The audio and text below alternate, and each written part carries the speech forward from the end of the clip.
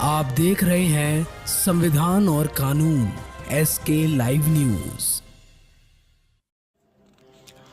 नवादा विधि महाविद्यालय में cyber crime पर लगाम लगाने के लिए कार्यशाला का आयोजन किया गया। कार्यक्रम की अध्यक्षता महाविद्यालय के प्राचार्य डॉक्टर DN मिश्रा ने की है। कार्यक्रम का और कार्यशाला का उद्घाटन साइबर विशेषज्ञ पुलिस अधिकारी मनोहर कुमार, प्राचार्य डॉक्टर धर्मानंद मिश्रा, साइबर विशेषज्ञ राजीव कुमार, राजेश कुमार, ताविस अहमद, पटना हाईकोर्ट के अधिवक्ता प्राची पल्लवी, अवनीश कुमार ने संयुक्त रूप से दीप प्रज्वलित कर किया। कार्यशाला को संबोधित करते हुए मुख्य वक्ता डॉक्टर राजेश कुमार ने कहा कि साइबर अपराधों पर कानून से अधिक जागरूकता के जरिए नियंत्रण संभव है। जब तक आम लोगों को छात्र डिजिटल सुरक्षा के प्रति सजग नहीं होंगे, तब तक साइबर अपराधी नए नए तरीकों से लोगों को ठगते रहेंगे। उन्होंने विद्यार्थियों से सतर्कता, मजबूत पासवर्ड और अनजान लिंक से दूरी बनाए रखने की अपील की। विषय प्रवेश करते हुए प्राचार्य डॉक्टर DN मिश्रा ने कहा कि वर्तमान समय में साइबर अपराध की जानकारी हर व्यक्ति के लिए अनिवार्य हो गई है।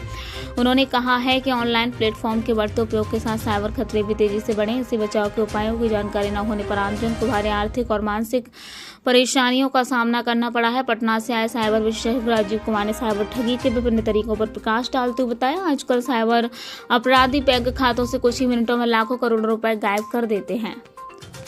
साइबर क्राइम अवेयरनेस कार्यक्रम के बारे में क्या कुछ है? आज अवेयरनेस कार्यक्रम नवादा विधि महाविद्यालय नवादा AP मेमोरियल हॉल में ये पूर्व से आयोजित कार्यक्रम, इसका टॉपिक था, वन डे वर्कशॉप था, cyber crime in digital age, awareness, investigation and adjudication topic था। जिसमें हमारे कई इसके expert, cyber expert, certified cyber expert digital investigation lab EOU Patna और आपको तबीश अहमद साहब, advocate cyber expert Patna high court यहाँ बैठे हुए हैं। Prachi Pallavi madam supreme court से आए हुए हैं, अभी उनका चल रहा है। आपको Manohar Kumar, sub inspector cyber crime police station Nawada, SP साहब के ये 200 से अधिक सारे आरक्षी बल और जालसा से हमारे रिप्रेजेंटेटिव उमेश बाबू, ये सारे लोग आए हुए हैं। बड़ी तादाद में हमारे बच्चे एक्सपर्ट्स लोग आए हैं और जो साइबर के ठगी के शिकार हम, आप और हमसे जुड़े हुए समाज के लोग हैं, उनको अवेयर करा दें। इसी क्रम में मेरा भी सबमिशन था कि लोग बिना अर्निंग के लोभ के शिकार हो जाते हैं। इसके ठगी के अधिकतम शिकार वही लोग होते हैं जो उनके लोभ के चक्कर में फंस जाते हैं, धन को दुगना करने का। और दूसरा उनका ब्लैकमेलिंग होता है इमोशनली। उनके बेटा को सूचना गलत दिया गया कि अरेस्ट हो गया, उनके हस्बैंड एक्सीडेंट कर गए, उनकी ये सारी बातें। तो आप, प्रथम बात है कि आप लोभ के शिकार नहीं होइए, लोभ अति नहीं कीजिए। लोभ, हम जब काम किए ही नहीं तो हमारा धन दुगना कैसे हो जाएगा? जब हम बैंक में पैसा दिया ही नहीं तो हमारा कैसे दुगना हो जाएगा? अधिकतर लोग ये शिकार हुए। दूसरा कि हम उसके इमोशनल ब्लैकमेल हो जाते हैं। जब हम जानते हैं कि हमारा बेटा चोरी नहीं किया, हमारा बेटा रॉबरी में नहीं है, कोई कहता है कि आपको पुलिस पकड़ के ले गई, तो सबसे पहले हम पता करेंगे। और तब कोई कहता है कि इस नंबर को दीजिए, हम गलत DSP बोल रहे हैं, गलत तरीके से हम बोल रहे हैं, तो आप उसको वेरीफाई कीजिए। तो ये दो तरह का। और प्लस अभी जो साइबर पर हमारा जो डिफरेंट थाना और डिफरेंट जगह ये हो रहा है, आप वहाँ से संपर्क करिए। लेकिन 50% लोग जो ठगी के इसके शिकार हो रहे हैं, वो घटना को छुपा लेते हैं। चलो 200-400 रुपया गया, 2000-4000 गया, अब कहाँ जाए, कहाँ थाना जाए, कोई पर्टिकुलर जगह भी नहीं है।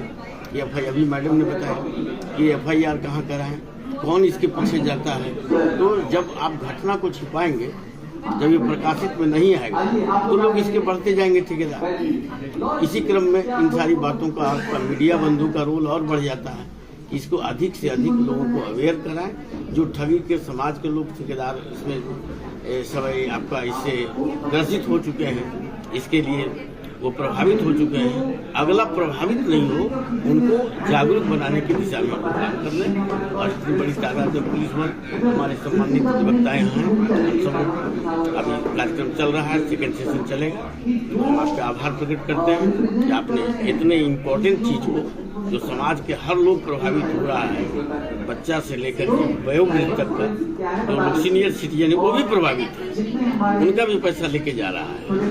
तो आप इससे बचने के लिए प्रोग्राम बहुत बहुत धन्यवाद। आप इसको धन्यवाद। हुआ है, इसका 3 मेन मिशन है। एक तो अवेयरनेस, अगर आपका लॉस हो गया तो रिकवरी कैसे करेंगे। गवर्नमेंट ऑफ इंडिया ने कई बार बोला है, अगर आप टाइमली रिपोर्ट करेंगे तो चलो लॉस हो गया तो उसको रिकवर कर पाया जाएगा। कैसे रिकवर करना है, इसके बाद आता है कि पुलिस का क्या रोल होगा। आप जब रिपोर्ट लिखवाने जाते हैं तो वो आपके साथ कैसा व्यवहार करते हैं और उनको क्या करना चाहिए कि अगर विक्टिम हो चुका है, उसका लॉस हो चुका है, तो रिकवरी कैसे हो, पॉसिबल क्या हो। तो दूसरी चीज़ है, जो साइबर क्रिमिनल ये काम कर रहे हैं, क्योंकि साइबर नया लॉ है और क्रिमिनल्स हर रोज एक नया चीज़ लेके आ रहे हैं। तो अगर वो पुलिस तैयार नहीं रहेगी उनसे डील करने के लिए, क्योंकि जब मेरे साथ साइबर अपराध होगा तो मुझे कभी नहीं पता होगा कि ये व्यक्ति ने किया है। मतलब हमेशा जो अपराध होगा FIR, उसमें हमेशा नामजद लोग कोई नहीं होगा, क्योंकि पुलिस पे होगा। इन्वेस्टिगेशन में नाम आता है कि वो नामजद है, मतलब सर्विलांस का। तो रोल ऑफ सर्विलांस बहुत बड़ा है। पुलिस को आज के डेट में डिजिटली ट्रेंड करना है, और कि कल अगर FIR खराब होगा तो वो साइबर क्रिमिनल 2 महीना जेल में रहने के बाद निकल जाएगा, जो आज हो रहा है।